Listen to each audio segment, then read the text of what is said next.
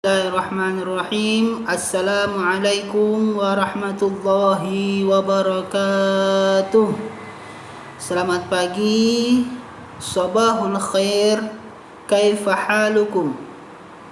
Alhamdulillah, kita masih diberi kesehatan oleh Allah Subhanahu wa taala. Dengan itu kita bisa melaksanakan aktivitas kita atau rutinitas kita, yaitu belajar. Ustadz harapkan anak-anak Ustadz di rumah sana agar selalu semangat dalam belajarnya, walaupun kondisi atau keadaan kita seperti ini. Jangan pernah untuk malas belajar, harus tetap semangat belajarnya ditingkatkan. Nah, insya Allah di pertemuan pertama ini kita akan belajar fikih. Nah, sebelum kita memulai pembelajaran, seperti biasa dulu ya, setiap aktivitas atau kegiatan kita itu biasakan dimulai dengan basmalah. Nah, mari kita sama-sama memulai pembelajaran kita di hari ini dengan membaca basmalah. Bismillahirrahmanirrahim.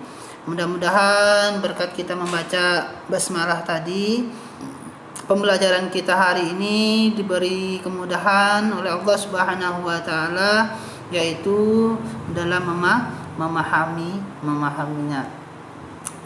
Langsung masuk ke pembahasan. Nah, di pertemuan pertama ini kita akan belajar tentang mandi wajib. Nah, sebelum kita membahas bagaimana cara mandi wajib, Ustadz mau memberitahukan kenapa kita harus mandi wajib. Mandi wajib ini adalah salah satu cara untuk bersuci. Ya, bersuci itu ada dua, yaitu bersuci daripada hadas dan bersuci daripada najis. Nah, untuk mandi wajib ini adalah bersuci daripada hadas.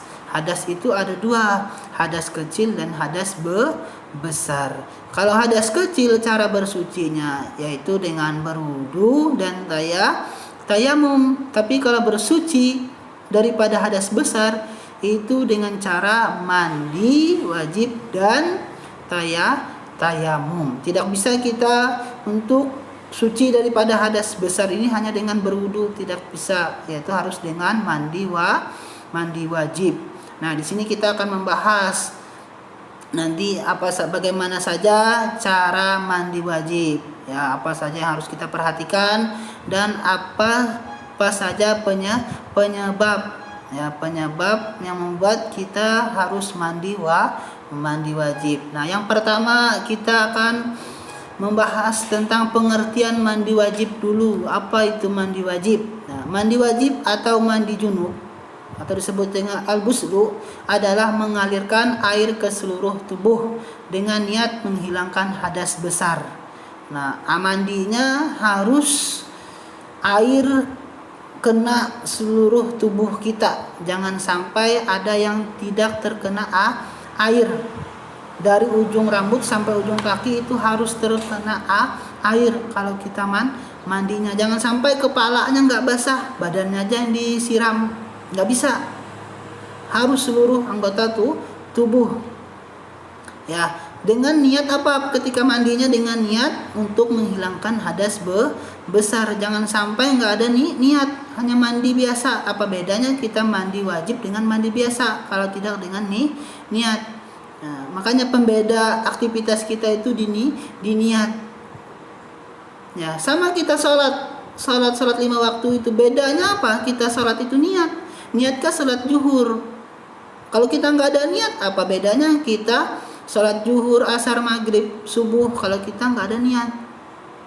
Nah, untuk pembedanya itu adalah niat. Sama mandi, apa bedanya kita dengan mandi biasa dengan mandi wajib, yaitu bedanya dengan niat. Makanya mandi wajib itu harus dengan niatnya untuk menghilangkan hadas besar. Ingat, kalau mandi wajib seluruh anggota tubuh kita harus terkena air. Jangan sampai ketika mandi wajib kita ada sebagian anggota tubuh kita nggak kena air. Kalau ada sebagiannya yang nggak kena air, maka mandi kita nggak sah, harus ulang atau harus dibasah kembali yang tidak terkena air tersebut. Caranya bagaimana cara mandi wajibnya? Yaitu harus memakai air yang suci dan mensucikan. Nah, air yang kita gunakan untuk mandi itu air yang suci dan mensucikan. Ada air yang suci tapi tidak mensucikan. Contohnya apa? Air nih, contoh air minum. Nah, air yang kamu ambil di keran atau air minum itu kan air putih itu suci, tapi karena kamu campur macam-macam, kamu campur gula atau kalian campur sirup dan sebagainya, itu air suci tapi tidak mensucikan. Makanya masih boleh kalian makan. Kenapa? Kalian minum. Kenapa? Karena itu air tersebut masih air suci. Nah, terus gimana Ustaz? Air suci mensucikan itu air yang tidak bercampur apapun, ya, yang belum pernah kita gunakan atau belum ada campuran apapun, yang air keran langsung tuh, nggak ada kamu buat apa-apa dan sebagainya, atau air yang tidak pernah kamu gunakan untuk berwudu atau untuk mandi wajib. Kenapa? Kalau kita sudah gunakan untuk berwudu air tersebut, kita bawa mandi lagi airnya, itu bukan air suci lagi mensucikan, tapi itu air mustakmal yang sudah digunakan. Nah, tapi tadi apa? Airnya harus suci yang tidak pernah kita gunakan. Ya, airnya harus bersih, airnya suci dan harus mensucikan. Itu ingat, bukan air sucinya saja tapi mensucikan. Nah, yang selanjutnya apa? Selanjutnya adalah syarat sahnya mandi. Gimana supaya mandi wajib kita ini sah? Artinya kalau sah berarti benar, berarti hadas besar kita hilang. Kalau kita nggak sah mandi kita, berarti hadas besar kita masih ada. Jadinya aktivitas atau kegiatan ibadah kita yang memerlukan kesucian itu tidak sah. Seperti apa? Salat itu kan syarat sahnya itu kita harus suci daripada hadas kecil dan hadas besar. Mau anggota badan kita atau tempat kita itu harus suci. Tapi kalau kita mandinya nggak sah, berarti kita nggak suci. Selama-lamanya kita nggak suci. Ibadah kita seperti sholat, puasa, tawaf dan sebagainya itu selama-lamanya nggak pernah sah. Kenapa? Karena mandi wajibnya tidak sah. Nah, apa yang harus kita perhatikan kalau kita mau mandi wajib? Yang pertama adalah niat. Nah, niat ini adalah pembeda. Ya, niat membeda antara mandi biasa dengan mandi wajib itu di niat. Makanya kata saya tadi yang pertama tadi, kalau kita mandi dengan mandi biasa tidak ada niat, nggak ada bedanya. Maka pembedanya itu ada niat. Nah, niat kita apa? Supaya diterima oleh Allah Subhanahu wa taala, niat kita untuk menghilangkan hadas besar sesuai dengan lafaz berikut ini, yaitu nawaitul ghusla li raf'il hadatsil akbari fardhan lillahi ta'ala. Aku berniat mandi besar untuk menghilangkan hadas besar fardu karena Allah ta'ala. Itu niatnya kapan Ustaz? Ketika air terkena salah satu anggota badan kita yang pertama. Contohnya kalian menyiram dari kepala. Nah, berarti ketika air kena kepala, kita niatkan di dalam hati, aku mandi untuk menghilangkan hadas besar karena Allah. Atau dari bahu kita. Nah, di sini kita menyiram dulu dari sebelah kanan atau kiri. Ya, kita siram duluan. Nah, pas ketika yang pertama kena itu, di situ kita berniat untuk menghilangkan hadas besar. Jangan sampai mandi siram terus tapi nggak ada niat, itu nggak sah. Kenapa? Karena tidak berniat. Makanya niat ini sangat penting. Sama ibadah-ibadah lain, kalau kita nggak ada niat, contohnya aja hal yang sering kita temukan, kita makan, kita berniat makan hari ini supaya kuat beribadah, maka makan kita itu mendapat pahala. Tapi kalau kita nggak ada berniat makan karena lapar, ya sudah, kenyang, itu aja yang kita peroleh, tapi kita nggak dapat pahala. Tapi kalau kita berniat untuk supaya kuat untuk beribadah, maka niat makan kita tadi dicatat oleh Allah dengan pahala. Makanya niat ini sangat penting. Yang kedua apa? Menyiram air ke seluruh tubuh sampai merata. merata. Tadi semuanya anggota tubuh kita dari ujung rambut sampai ujung kaki itu semuanya kena air. Ya, jangan sampai ada yang ketinggalan.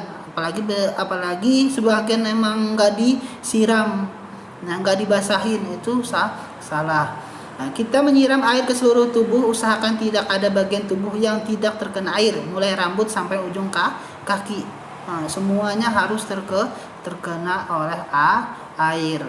Yang ketiga adalah syarat sahnya mengalirkan air ke jari-jari dan rambut.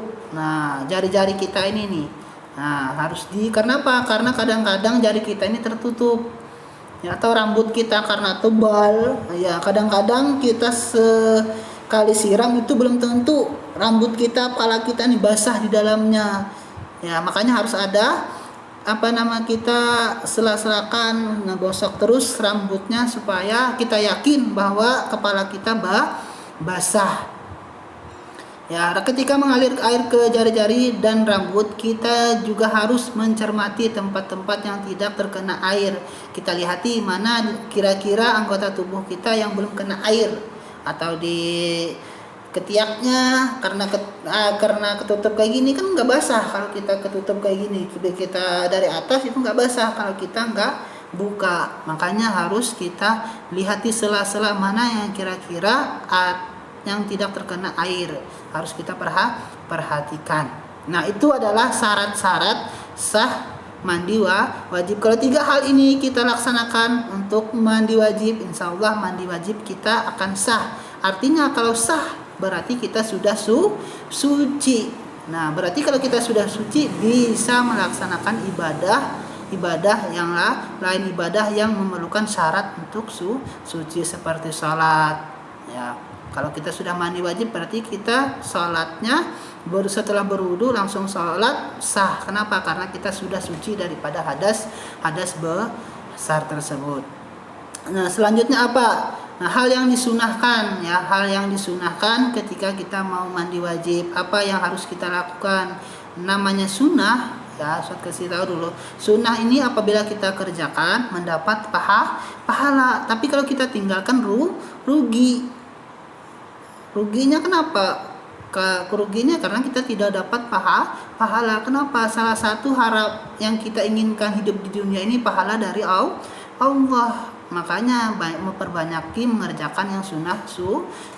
Apa sunnah ketika mandi wajib? Yaitu membaca basmalah dengan niat tadi. Ketika niat tadi baca basmalah, bismillahirrahmanirrahim.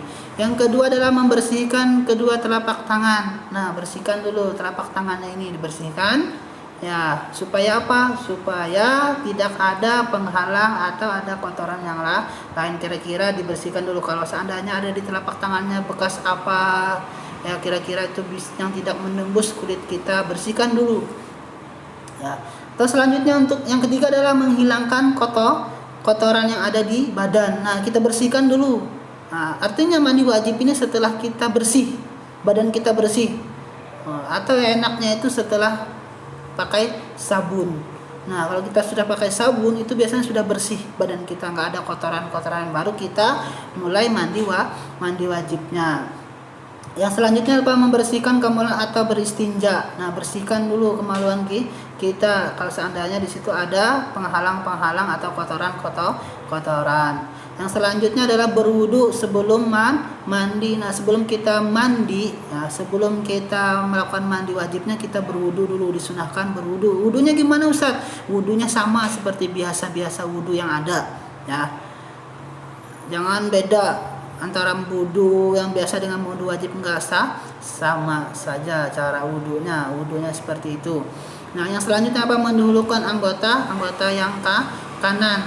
Nah, mandinya siram tangan sebelah kanan, kaki sebelah kanan dulu, jangan kiri dulu kalau kita mau mendapat pahala. Nah, banyak lagi hal-hal yang disunahkan ketika kita mau mandi wajib. Ini sebagian aja yang Ustaz catat di sini, bisa aja nanti anak-anak Ustaz sambil lihat di bukunya. Ya, di bukunya lebih banyak lagi hal-hal yang disunahkan ketika mau mandi wajib.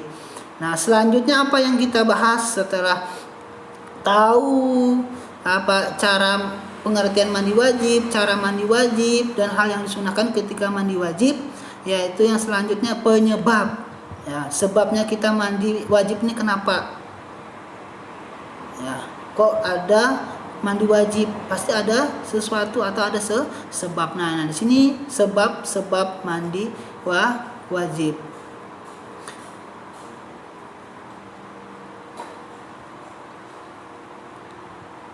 Nah, sebabnya adalah satu, setelah haid. Ini bagi perempuan ya, bagi perempuan itu setelah haid itu wajib mandi. Haid itu apa Ustadz? Haid itu adalah darah yang keluar dari rahim perempuan secara rutin. Ya, nanti kita bahas nanti ya. Nah, ini salah satu penyebab orang mandi wajib, yaitu setelah haid. Apabila perempuan haid, selesai haid, nah setelah selesai haid dia wajib untuk mandi. Kalau seandainya tidak mandi setelah haid, maka perempuan itu masih dalam keadaan berhadas besar. Mandi aja ulun Ustaz, tapi kada berniat tadi niat mandi wajib, sama saja, masih tetap berhadas besar. Kalau dia melaksanakan ibadah sholat, puasa, mau puasa sunnah atau wajib, atau sholat sunnah atau sholat wajib, kalau masih dalam keadaan tidak bersih tidak suci daripada hadas besar, maka ibadah tersebut tidak sah. Yang kedua adalah setelah melahirkan, disebut dengan wiladah. Nah, orang yang setelah melahirkan itu juga wajib mandi. Nah, bagi ya perempuan ya, nanti kalau kalian yang perempuannya nih, bagi yang kalian yang sudah melahirkan, nanti sudah dewasa, sudah berkeluarga, menikah, melahirkan. Nah, ketika setelah melahirkan itu nanti mandi dulu. Ya, mandi kalian itu disebut wiladah. Nah, itu hukumnya wajib kalian mandi. Nah, setelah itu apa lagi? Setelahnya nipas. Nipas ini darah yang keluar setelah melahirkan. Ya, setelah melahirkan ini ada darah biasanya beberapa hari, bahkan sampai ada 60 hari. Nah, selama itu kan kita tidak melaksanakan ibadah. Nah, kecuali sudah bersih. Caranya apa? Secara membersihkan atau mensucikan itu dengan cara mandi wajib.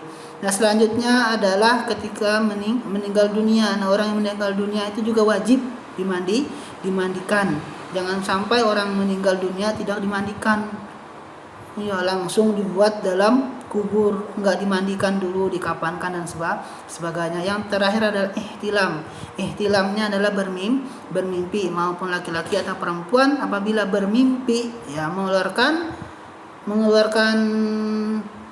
mani, maka orang tersebut wajib mandi wajib. Bermimpinya, ihtilamnya apa? Bermimpi seperti seorang suami istri.